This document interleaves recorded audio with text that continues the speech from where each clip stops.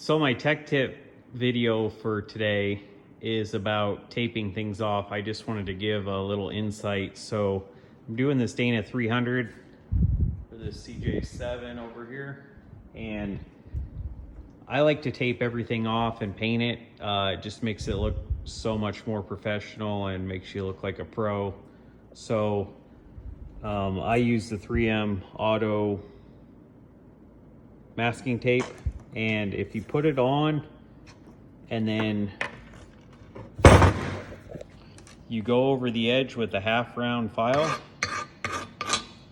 you can peel it right off, and it just looks so clean and nice. So I'm going to paint this Dana 300. I put a couple plastic plugs in where the main shaft or idler shaft goes, and I'm going to paint it and peel the tape off, and it'll look better than brand new. These were kind of splash painted when they were new, and this will look super clean when I'm done. So I'll show some pictures when I'm done, but just a little tech tip to make your stuff look more sanitary.